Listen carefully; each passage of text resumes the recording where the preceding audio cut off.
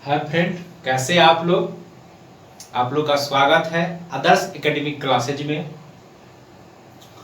और आज लेके आए हैं हर दिन की तरह 20 miscellaneous question, previous year question जो किसी न किसी एग्जाम में पूछे गए हुए थे या पूछा गया।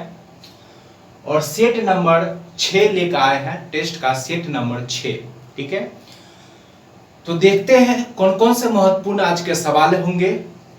और हर एक सवाल में हर एक पॉइंट को अच्छे से नोट कीजिएगा और उसे बार बार जो है रिवीजन भी कीजिएगा, क्योंकि परीक्षा के दृष्टि से हर एक पॉइंट जो है आपको काफी उपयोगी साबित होगा। ठीक है, तो चलिए देखिए, पहला क्वेश्चन कहता है कि गौतम बुद्ध के संवादों की भाषा क्या थी। तो इसका आंसर बताइए क्या होगा। पहला ऑप्शन प्राकृत है, दूसरा पाली है, तीसरा कहता है मगधी और डी में संस्कृत है। तो इसका आंसर क्या होगा। साइड हो जा रहा है, फटाफट आंसर दीजिए, इसका क्या होगा।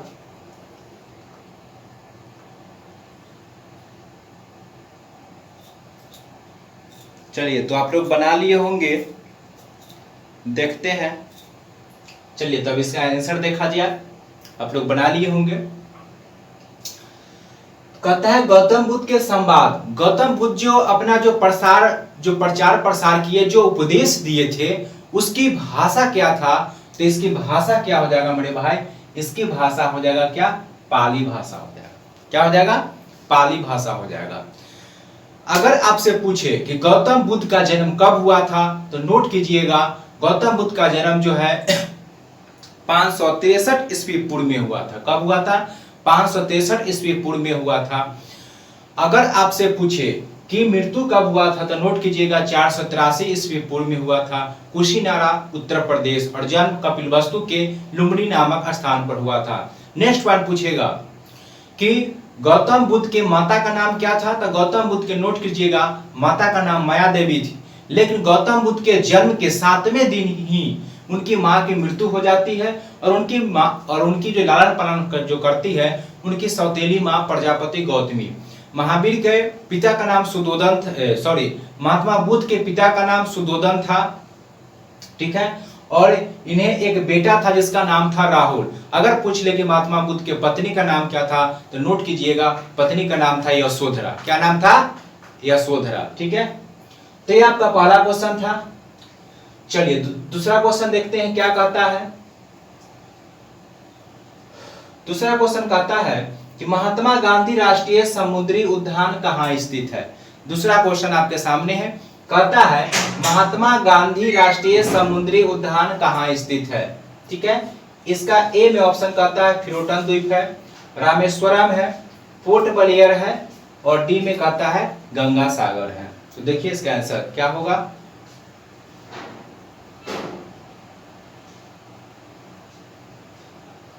चलिए इसका आंसर देखते हैं। देखिए, महात्मा गांधी राष्ट्रीय उद्यान जो स्थित है, ठीक है, कहता है कि महात्मा गांधी राष्ट्रीय उद्यान जो है यह कहाँ स्थित है। ठीक है, तो यह जो है अंडमान निकोबार द्वीप समूह के अंडमान जिले में स्थित है। कहाँ स्थित है, अंडमान निकोबार द्वीप समूह के अंडमान जिले में स्थित है। और अंडमान जिले से लगभग 30 किलोमीटर की दूरी पर पड़ता है पोर्ट ब्लेयर।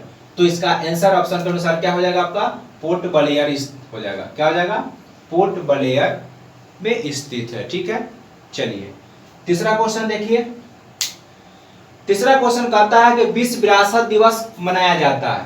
कहता है कि विश्व विरासत दिवस कब मनाया जाता है। आपका ऑप्शन 18 अप्रैल है, 22 अप्रैल है, 7 अप्रैल है, और कितना है, 17 अप्रैल है। तो इसका आंसर दीजिए क्या होगा। ये होगा बी, सी की डी। तो चलिए देखते हैं इसका आंसर क्या होगा। तो विश्व विरासत दिवस जो है, नोट कीजिएगा, विश्व विरासत दिवस जो है यह कब मनाया जाता है। तो विश्व विरासत दिवस जो है 18 अप्रैल को मनाया जाता है। कब मनाया जाता है, 18 अप्रैल को मनाया जाता है। तो इसका आंसर क्या हो जाएगा, 18 अप्रैल हो जाएगा। अगर आपसे पूछे कि विश्व स्वास्थ्य दिवस कब मनाते हैं, तो नोट कीजिएगा, विश्व स्वास्थ्य दिवस जो है कब मनाते हैं, तो यह मनाते हैं 7 अप्रैल को। कब मनाते हैं, 7 अप्रैल को मनाते हैं। अगर आपसे पूछे कि हीमोफीलिया दिवस कब मनाते हैं, तो नोट कीजिएगा हीमोफीलिया दिवस जो है 17 अप्रैल को मनाया जाता है। अगर आपसे पूछे कि अम्बेडकर जयंती कब मनाते हैं, तो नोट कीजिएगा अम्बेडकर जयंती जो है 14 अप्रैल को मनाया जाता है। तो क्वेश्चन था अगर विश्व विरासत दिवस कब मनाया जाता है, तो इसका आंसर क्या हो जाएगा 18 अप्रैल। क्या हो जाएगा आंसर 18 अप्रैल हो जाएगा।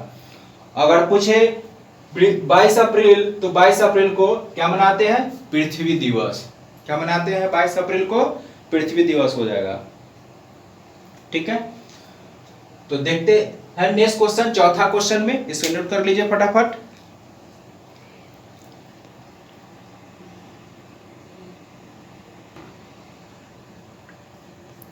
तो चलिए देखते हैं चौथा क्वेश्चन क्या कहता है।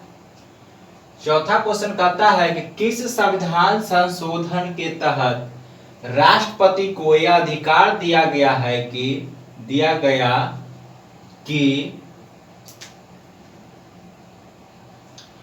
किसी भी मामले को पुनः विचार के लिए मंत्रिमंडल को भेज सकता है। मतलब राष्ट्रपति को अधिकार दिया गया है किसी तरीके के कोई मामले आता है उसके पास, तो पुनः विचार के लिए वो मंत्रिमंडल में भेज सकता है। क्या, तो कहता है 39वां संविधान संशोधन है, 40 है, 42 है और 44वां है। तो देखिए क्या होगा इसका। तो 44वां संविधान संशोधन जो है, 44वां संविधान संशोधन जो है 1978 ईस्वी में किया गया था। कब, 1978 में यह संविधान संशोधन हुआ था और इसमें व्यवस्था किया गया था कि राष्ट्रपति जो है किसी भी मामले को पुनः विचार के लिए मंत्रिमंडल में भेज सकते हैं। और 44वें संविधान संशोधन में ही लोकसभा और विधानसभा का कार्यकाल जो है 6 वर्ष से घटाकर 5 वर्ष कर दिया गया था। अगर और पूछे कि किस संशोधन में बढ़ाया गया था, तो 42वां संविधान संशोधन जब 1976 में हुआ था, तो इसमें लोकसभा विधानसभा का कार्यकाल जो है समय वह 5 से 6 वर्ष कर दिया गया था और इसमें 6 से फिर 5 वर्ष किया गया। तो 42वां हुआ 1976, 44वां हुआ 1978 में हुआ। तो राष्ट्रपति को अधिकार दिया गया कि किसी भी मामले पर आप पुनः विचार के लिए जो है मंत्रिमंडल को आप भेज सकते हैं। किसमें, तो इसका आंसर हो जाएगा आपका 44वां संविधान संशोधन के तहत। ठीक है, चलिए कहता है कि कौन सी पार्टी अंबेडकर द्वारा स्थापित नहीं। कहता है को कौन सी पार्टी है जो अंबेडकर द्वारा स्थापित नहीं किया गया था। ठीक है, पहला है दलित मुक्ति मोर्चा, दूसरा है समता सैनिक दल, स्वतंत्र मजदूर संघ और लास्ट वाला है the Republican party of India. बताना है कि इसका आंसर क्या होगा। तो देखिए बात करते भीमराव अम्बेडकर की, तो इन्होंने जो है समता सैनिक दल की स्थापना किए थे।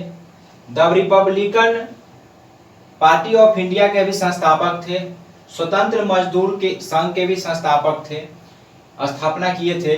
लेकिन दलित मुक्ति मोर्चा इनके द्वारा स्थापित नहीं किया गया था।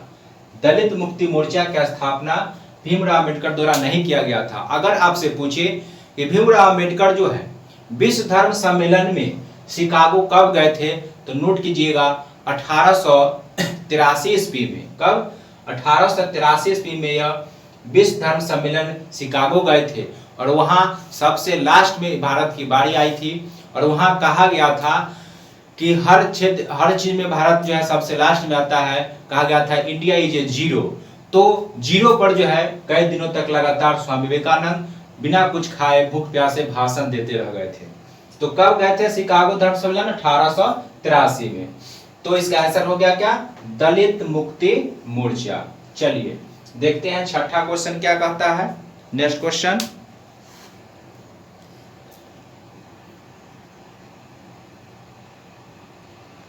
तो चलिए देखते हैं छठा क्वेश्चन क्या कहता है। 6 नंबर क्वेश्चन कहता है कि पुस्तक आई do what I do on reform rhetoric and resolve के लेखक कौन है? ठीक है, कहता है पुस्तक कि आई do what I do on reform rhetoric and resolve के लेखक कौन है? इसका आंसर बताइए। सुषमा स्वराज, केजरीवाल है अरविंद केजरीवाल, उर्जित पटेल या रघुराम राजन?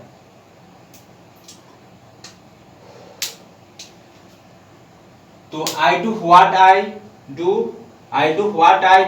आई डू और on reform rhetoric and resolve, ठीक है, इसके लेखक जो है कौन है? तो इसके लेखक आपका हो जाएगा आंसर क्या? रघुराम राजन। कौन हो जाएगा? रघुराम राजन। तो पूछेगा कि पुस्तक आई do what I do on reform rhetoric and resolve के लेखक कौन है? तो इसका आंसर क्या हो जाएगा? रघुराम राजन, पूर्व आरबीआई गवर्नर रह चुके हैं। ठीक है, चलिए नेक्स्ट क्वेश्चन कहता है कि जयंतिया पहाड़ी कहाँ स्थित है? ठीक है, कहता है कि जयंतिया पहाड़ी कहाँ स्थित है? ऑप्शन आपका मेघालय है, असम है, तमिलनाडु है और राजस्थान है। तो देखिए पिछले भी डिस्कशन क्लास में बताए थे कि गारो, खासी और जयंतिया यह 3 पहाड़ी का नाम भी है और 3 जनजाति भी है, और यह जो है मेघालय में निवास करती है। कहाँ निवास करती है? मेघालय में। तो इसका आंसर आपका क्या हो जाएगा? मेघालय हो जाएगा। जयंतिया पहाड़ी कहाँ स्थित है? मेघालय में। पूछेगा तमिलनाडु में कौन सा पहाड़ी है? तो नोट कीजिएगा, तमिलनाडु में है नीलगिरी की पहाड़ी। ठीक है, कौन सी पहाड़ी है? नीलगिरी की पहाड़ी। पूछे कि अरावली पहाड़ी कहाँ स्थित है? तो अरावली पहाड़ी कहाँ? राजस्थान में है। कहाँ है? राजस्थान में। अगर पूछे कि अरावली पहाड़ी की सर्वोच्च शिखर कौन सी है? तो नोट कीजिएगा, उसका नाम है गुरु शिखर। और अरावली जो पहाड़ है वो कैसा है? तो नोट कीजिए, वह अवशिष्ट पर्वत का उदाहरण है। कैसा है? अवशिष्ट पर्वत का। अगर पूछे कि हिमालय, एंडीज, अल्पस, उड़ार ये सभी पर्वत जो है कैसा है? तो यह बलित पर्वत है। कैसा है? बलित पर्वत का उदाहरण है। चलिए ये हो गया, आंसर क्या हो गया? मेघालय। कहता है कि उस लवण का नाम बताए जिसके जलीय विलयन का पीएच मान, जिसका जलीय विलयन का, जोड़ लीजिए, का पीएच मान 7 से कम है। 7 से कम है कहने का मतलब मेरे भाई कि 7 से कम है, इसका मतलब अम्लीय होगा क्या? तो ऑप्शन आपके सामने है, आप लोग बताइए इसका आंसर क्या होगा?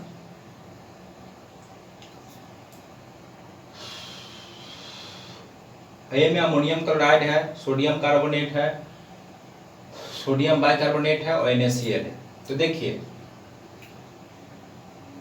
7 से कम पीएच मान जो होगा यह किसका है? तो यह है अमोनियम क्लोराइड का। किसका होगा? अमोनियम क्लोराइड का जलीय विलयन का पीएच मान क्या है? 7 से कम है।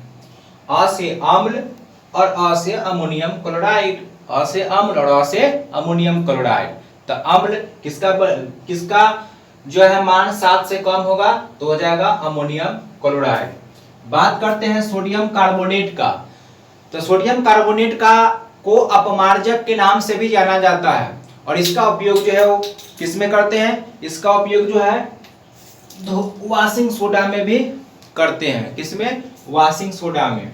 अगर इसका सूत्र पूछे तो क्या होता है मेरे भाई? नोट कीजिएगा, Na2CO3।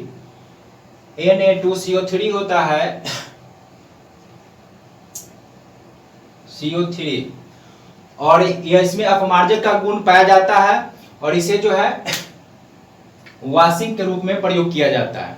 NaCl की बात करें तो एक साधारण नमक है जो हम लोग खाते हैं, साधारण नमक, सोडियम क्लोराइड। बात करते हैं सोडियम बाइकार्बोनेट का। किसका? Sodium bicarbonate. तो इसका होता है NaHCO3। सोडियम बाइकार्बोनेट का सूत्र क्या होता है? NaHCO3। पूछेगा सोडियम बाइकार्बोनेट का प्रयोग कहाँ करते हैं? तो इसका प्रयोग जो है अम्लता को दूर करने में किया जाता है। किसमें? अम्लता को दूर करने में इसका प्रयोग किया जाता है। किसका? Sodium bicarbonate NaHCO3। Sodium carbonate इसे अपवर्जन का गुण पाया जाता है। इसका सूत्र Na2CO3 होता है। इसे वाशिंग के रूप में प्रयोग किया जाता है। तो आंसर आपका हो गया अमोनियम क्लोराइड। चलिए देखते हैं नेक्स्ट क्वेश्चन।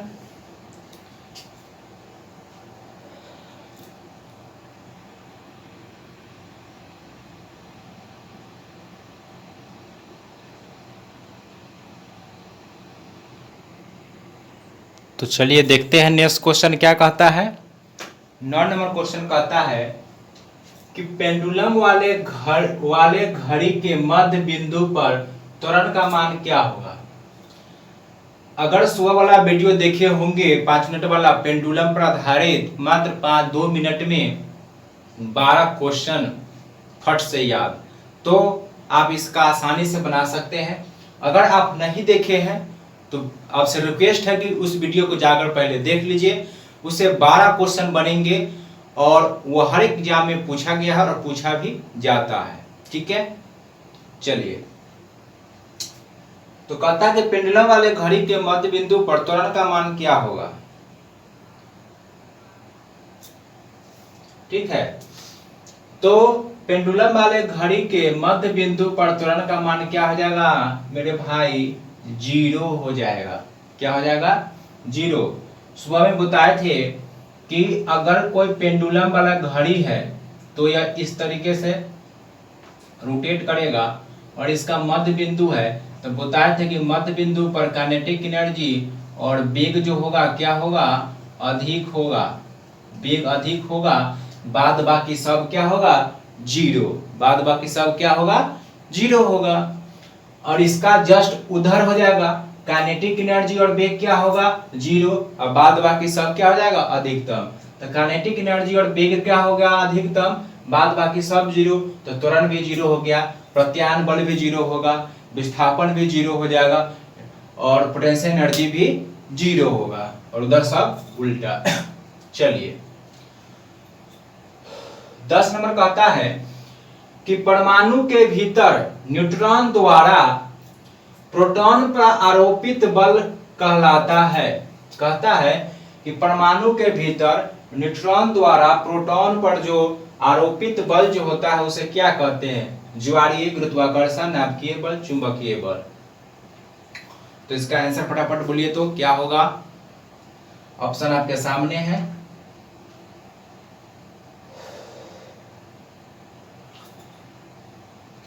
तो ज्वारीय बल तो होगा नहीं, क्योंकि ज्वारीय बल जो समुद्र में होता है ज्वारीय ऊर्जा, ठीक है, और तापीय ऊर्जा पृथ्वी में होता है। गुरुत्वाकर्षण होगा नहीं क्योंकि 2 द्रव्यमानों के बीच लगता है और यहाँ कह रहा है परमाणु। चुंबकीय बल होगा नहीं, तो इसका आंसर क्या हो जाएगा? नाभिकीय बल होगा। क्या हो जाएगा? नाभिकीय बल इसका आंसर हो जाएगा। क्या हो जाएगा? नाभिकीय बल। देखिए नाभिकीय बल होता क्या है, थोड़ा सा ऊपर मिटा देते हैं समझाने के लिए। तो देखिए ऊपर वाला मिटा देते हैं, नोट कर लिए होंगे, थोड़े सा मिटाएंगे। देखिए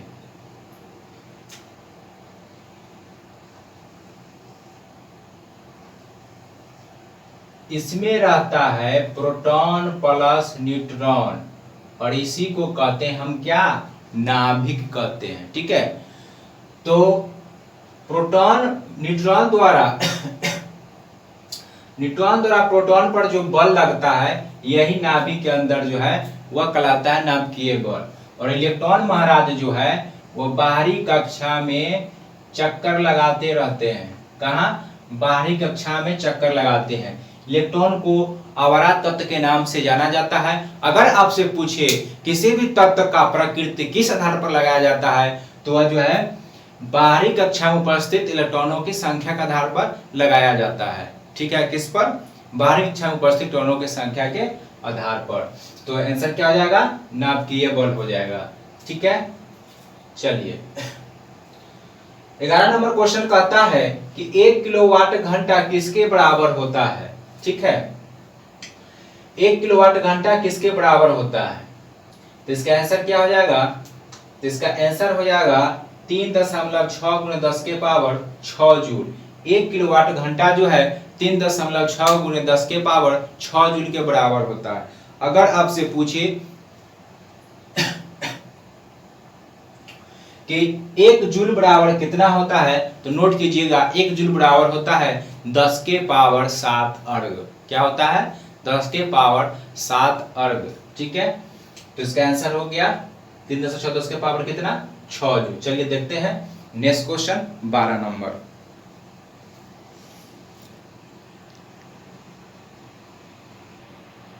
चलिए देखते हैं नेक्स्ट क्वेश्चन क्या कहता है। कहता है कि 10 न्यूटन का एक क्षैतिज बल 5 केजी की वस्तु को बल की दिशा में 2 मीटर की दूरी तक विस्थापित कर देता है। तो कहता है बल द्वारा किया गया कार्य क्या होगा? कार्य बराबर होता है बल गुने बल के दिशा में विस्थापन। बल गुने बल के दिशा में विस्थापन बराबर क्या होता है? कार्य। तो यहां लिख सकते हैं W बराबर बल गुने बल के दिशा में क्या? विस्थापन। लेकिन क्षैतिज कर रहा है तो W बराबर हो जाएगा Fs cos थीटा। थीटा का मान नहीं है तो थीटा का मान हम नहीं रखेंगे। ठीक है, F मतलब F into S, Fs cos theta. ठीक है, तो कितना न्यूटन का बल लग रहा है? F कितना है? 10। F कितना है? 10। और कितना विस्थापित कर देता है? ठीक है, तो 2 तेज का कितना हो जाएगा? 2 गुना कर दीजिए, कितना हो जाएगा? तो किया कार्य कितना हो जाएगा? 20 जूल। हाँ, इसमें ऑप्शन देना भूल गए थे मेरे भाई। इसका आंसर क्या हो जाएगा? 20 जूल हो जाएगा। नोट कर लीजिए, इसमें ऑप्शन छूट गया। और जनरली जानिए कि कार्य बराबर होता है, यहाँ फॉर्मूला लगाने के भी जरूरी नहीं है, बस cos थीटा नहीं रहेगा। थीटा देता, एंगल मान देता तो हम थीटा का मान रखते। मान लें कि 45 डिग्री देता तो हम 45 डिग्री का मान रखते। लेकिन जनरली जानिए कि अगर बल और बल के दिशा में अगर विस्थापित किया जा रहा है तो वहां पर कार्य होगा बल गुने बल के दिशा में विस्थापन। कार्य बराबर होता ही है बल गुने बल के दिशा में विस्थापित। जब तक वस्तु को स्थान में विस्थापित नहीं कीजिएगा तब तक कार्य जो है नहीं कहलाएगा। तो डायरेक्ट गुना कर दीजिए, आंसर आ गया। तो कितना हो जाएगा? 20 जूल हो गया। इसमें ऑप्शन छूट गया था। चलिए, कहता है नेक्स्ट क्वेश्चन, चलिए इसको उतार लीजिएगा।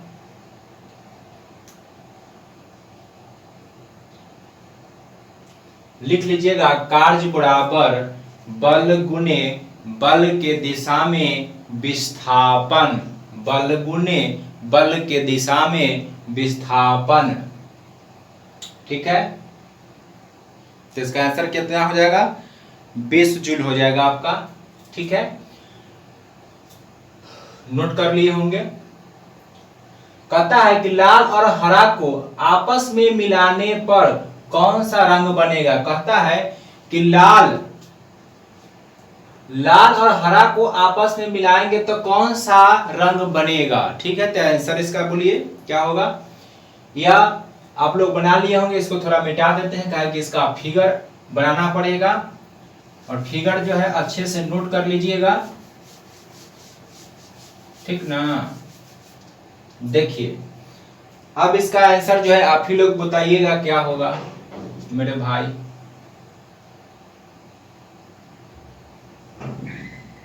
बस एगो त्रिभुज बना लीजिए, ऊपर लिख लीजिए लाल, नीचे लिखिए हरा, यहाँ पर लिखिए नीला। लाल हरा नीला, यहाँ हो जाएगा आपका पीला, यहाँ हो जाएगा पीकॉक, पीला पीकॉक पीला। लाल हरा नीला पीला, और यहाँ पर क्या हो जाएगा मेरे भाई? यहाँ पर हो जाएगा पीकॉक नीला। क्या यहाँ पर क्या हो जाएगा? यहाँ पर हो जाएगा मेरे भाई मैजेंटा। तो क्वेश्चन पढ़िए और आंसर बताइए तो फट से किसका आंसर जो होगा वह क्या होगा मेरे भाई?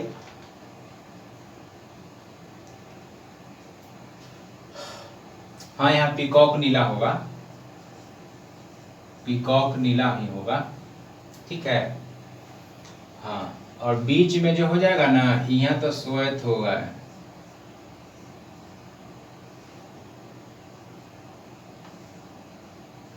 चलिए, हो गया। तो इसको याद रखिएगा, लाल हरा नीला, लाल हरा नीला, लाल हरा नीला, पीला पीकॉक नीला मैजेंटा, याद हो गया। लाल हरा नीला, पीला पीकॉक नीला मैजेंटा, बीच में श्वेत। अब देखिए क्वेश्चन क्या कहता है। क्वेश्चन कहता है लाल को मिलाइए और हरा को मिलाइए। तो यहाँ है लाल मेरे भाई और यहाँ है हरा, और दोनों को मिलाएंगे तो बीच में कौन आ रहा है मेरे भाई? पीला। तो देखिए, तो पीला ऑप्शन में कहाँ है ना, है। मैजेंटा पूछता तो किसको मिला रहे हैं? तो देखिए, लाल और नीला को मिलाएंगे तो मैजेंटा बनेगा, ठीक है, हो गया। उसके बाद श्वेत, तो श्वेत देखिए, तीनों का आपस में मिलने पर क्या बनेगा? श्वेत बन गया। और हरा, हरा किसको मिलाने में बनेगा? तो हरा का कोना पर है, नहीं बनेगा। हरा और नीला को मिलाएंगे तो पीकॉक नीला, इसको मिलाएंगे तो मैजेंटा, इसको मिलाएंगे तो पीला, तीनों को मिला देंगे तो क्या बनेगा? श्वेत। तो इसको अच्छे से नोट कर लीजिए, याद कर लीजिए, रंग बलाई से क्वेश्चन आपसे नहीं छूटेगा। 15 में कहता है कि हुटेकर के वर्गीकरण के अनुसार कौन समूह में शामिल नहीं है? कहते हैं कि पादप जगत को हुटेकर जो है बांटा, वर्गीकरण किया। तो वर्गीकरण जब इन्होंने किए तो कहता है कि कौन जो है उनके वर्गीकरण में समूह में शामिल नहीं। तो समूह में कौन शामिल नहीं किया गया? तो समूह में जो है किसको शामिल नहीं किया गया? तो मोनेरा को शामिल नहीं किया गया। किसको? मोनेरा को शामिल नहीं किया गया। मोनेरा को शामिल इसलिए नहीं किया गया मेरे भाई कि इसमें जो है विकसित नाभिक नहीं पाया गया था। मोनेरा जगत के जो पादप थे उसमें विकसित नाभिक नहीं पाया गया था, इसलिए मोनेरा जगत को नहीं शामिल किया गया। अगर आपसे पूछे कि मोनेरा जगत में कौन आते हैं, तो सभी प्रोकैरियोटिक जो जीव होते हैं वो सभी प्रोकैरियोटिक जो होते हैं, प्रोकैरियोटिक किस में आते हैं? मोनेरा जगत में आते हैं। मोनेरा जगत को सबसे प्राचीन जो है माना जाता है। तो कौन शामिल नहीं था? मोनेरा। सभी प्रोकैरियोटिक जीव जो है मोनेरा के अंतर्गत आते हैं। तो आंसर क्या हो गया आपका? मोनेरा, ठीक है। तो चलिए नोट कर लीजिए, चलते हैं 16वां क्वेश्चन की ओर।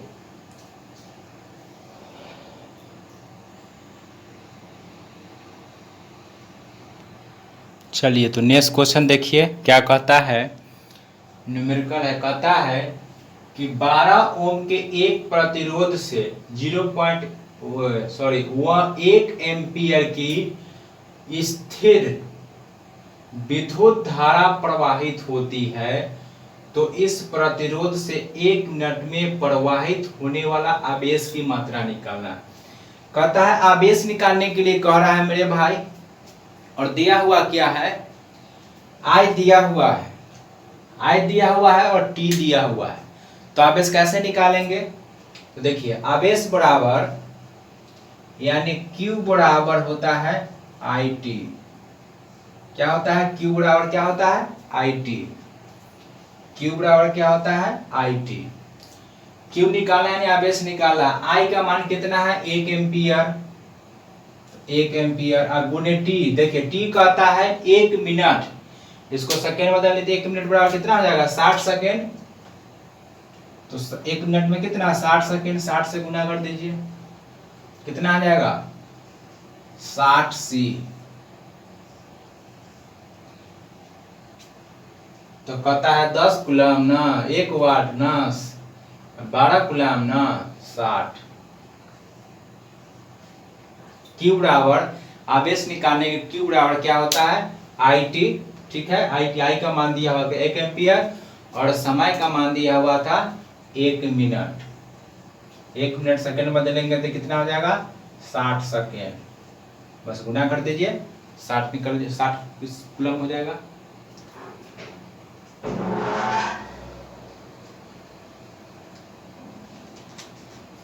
17 नंबर क्वेश्चन कहता है कि हृदय की धड़कन नियंत्रित करने के लिए निम्न में से किसका उपयोग करते हैं। आपका ऑप्शन है ए में कहता है सोडियम, बी में कहता है गंधक, सी में पोटेशियम और डी में है लोहा। तो फटाफट आंसर बोलिए इसका क्या होगा। हृदय की धड़कन नियंत्रित करने के लिए किसका प्रयोग करते हैं। तो देखिए हृदय की धड़कन को नियंत्रित करने के लिए किसका प्रयोग करते हैं। ये आपका हो जाएगा क्या, पोटेशियम। पोटेशियम का प्रयोग हृदय की धड़कन की गति को नियंत्रण करने के लिए किया जाता है। अगर आपसे पूछे कि हृदय का अध्ययन को क्या कहते हैं तो नोट कीजिएगा, हृदय के अध्ययन को क्या कहते हैं, कार्डियोलॉजी कहते हैं। क्या कहते हैं, कार्डियोलॉजी। ठीक है। अगर आपसे पूछे कि मानव में, ठीक है, हृदय में कितने कोष्ठ होते हैं तो 4, जितने भी स्तनधारी होते हैं सभी में 4 कोष्ठ होते हैं। लेकिन अगर आपसे पूछे मछली, सोचे मछली का है तो 2। अगर आपसे मेढक के बारे में पूछ ले तो मेढक में होता है 3। अगर कहे कॉकरोच तो उसमें होता है 13। कितना होता है, 13। चलिए तो इसका आंसर क्या हो जाएगा, पोटेशियम हो जाएगा। तो चलिए हल से छाप लीजिए, चलते हैं नेक्स्ट क्वेश्चन में।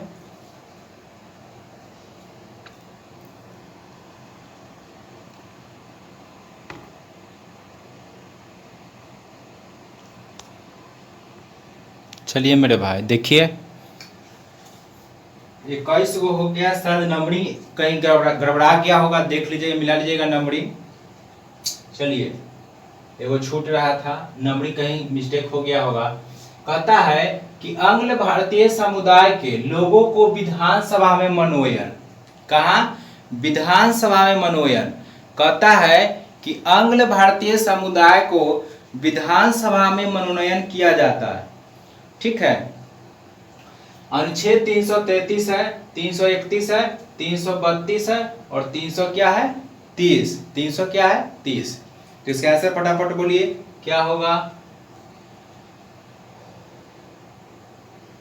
चलिए तो देखिए इसका आंसर हो जाएगा आपका अनुच्छेद 333। कितना, 333 में, किसमें हो जाएगा, 333। ठीक है।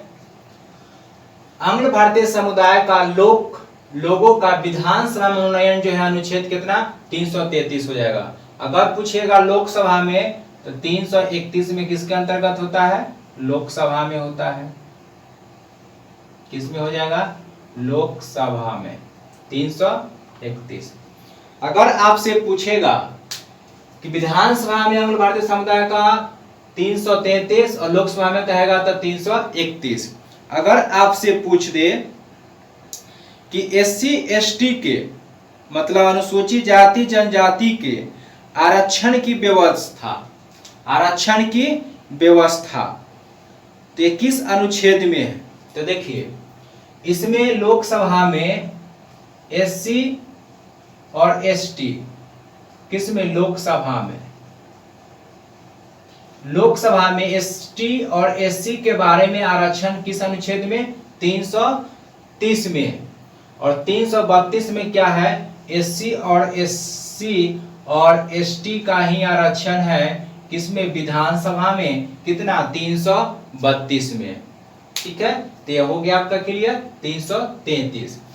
नेक्स्ट नंबर कहता है कि महाजन समिति का संबंध किससे है। महाजन समिति का संबंध किससे है, गरीबी से संबंध जो है, चीनी उद्योग है, लघु उद्योग है, गरीबी है या गोपरीय समिति है। ठीक है। तो देखिए इसका जो आंसर हो जाएगा, कहता है महाजन समिति का संबंध जो है चीनी उद्योग से है। किससे है, चीनी उद्योग से। महाजन समिति का संबंध किससे है मेरे भाई, इसका संबंध है चीनी उद्योग से। किससे, चीनी उद्योग से। अगर आपसे पूछे लघु उद्योग, किसके, लघु उद्योग जो है किस समिति से संबंधित है, तो लिखेगा लघु उद्योग का संबंध जो है आबिद हुसैन समिति। लघु उद्योग में लिखेगा क्या? आबिद हुसैन समिति का संबंध लघु उद्योग से है। अगर पूछेगा गरीबी से, तो गरीबी से लिखिए सुरेश तेंदुलकर समिति का संबंध किससे है? गरीबी से। ठीक है, सुरेश तेंदुलकर समिति का संबंध किससे हो गया? गरीबी से। और एक वो है गोइपड़िया समिति। ठीक है, तो गोइपड़िया समिति किससे है? तो इसका संबंधित है बैंकिंग सेवा सुधार से। गोइपड़िया समिति का संबंध किससे है? बैंकिंग सेवा सुधार से। इसका संबंध हो जाएगा गोइपड़िया समिति का संबंध बैंकिंग सुधार से। हो गया। चलिए, आंसर हो गया चीनी उद्योग से। कहता है कि भारत में कर्मचारी राज्य बीमा योजना कब प्रारंभ किया गया था? कहता है कि भारत में कर्मचारी राज्य बीमा योजना 1950, 1952, 1993, 1951 में आया था। तो भारत में कर्मचारी राज्य बीमा योजना जो आया था वो कब आया था मेरे भाई? 1952 ईस्वी में आया था। ठीक है, चलिए नंबरिंग देख लीजिएगा। 21 को हो गया, लास्ट क्वेश्चन था। कहता है कि नेट बॉल में खिलाड़ियों की संख्या कितनी होगी? तो देखिए किसमें कर रहा है? नेट बॉल में। किसमें? नेट बॉल में। तो देखिए नेट बॉल में, कबड्डी में, नेट बॉल में, कबड्डी में और वाटर पोलो में। किसमें? नेट बॉल कहेगा, कबड्डी कहेगा, वाटर पोलो कहेगा। सब में खिलाड़ी की संख्या कितना होता है? 7 हो जाएगा। तो क्या हो जाएगा? 7 हो जाएगा। उसके बाद कहेगा बेसबॉल और खो खो में, बेसबॉल और खो खो में क्या हो जाएगा? 9 को होगा। आंसर तो आपका हो गया 7। ठीक है, लेकिन पूछेगा बेसबॉल और खो खो में कितना होगा मेरे भाई? तो हो जाएगा कितना? 9 गो। ठीक है, पूछेगा जिम्नास्टिक में कितने खिलाड़ी होते हैं? तो नोट कीजिएगा जिम्नास्टिक में कितने होंगे? वह 8 गो खिलाड़ी। जिम्नास्टिक में कितना? 8 गो। ठीक है, अगर पूछे वॉलीबॉल में कितने खिलाड़ी? तो नोट कीजिए वॉलीबॉल में कितने होते हैं? वॉलीबॉल में 6 खिलाड़ी। और पूछे कि किस खेल में सर्वाधिक खिलाड़ी भाग लेते हैं या खिलाड़ियों की संख्या सर्वाधिक? तो नोट कीजिएगा रग्बी फुटबॉल। तो यह था आज का इंपॉर्टेंट क्वेश्चन। आपको खत्म होगा आज का क्लास। ठीक है, तो आपको क्लास कैसा लगा आज का कमेंट में जरूर बताइएगा। ठीक है, और यह जो डिस्कशन चल रहा है यह सोमवार से लेकर के शुक्र तक चलेगा। शनिवार रविवार को जो current affair 5 most important current affair चलेगा। ठीक है, और 5 तारीख से आपका एसएससी जीडी का बैच भी स्टार्ट होने जा रहा है, जो सोमवार मंगल बुध 3 दिन चलेगा आपका मैथ और 3 दिन चलेगा आपका फिर हिंदी। ठीक है, तो आज का क्लास खत्म होता है। फिर मिलते हैं टेस्ट नंबर 6 हो गया 7 के साथ। धन्यवाद।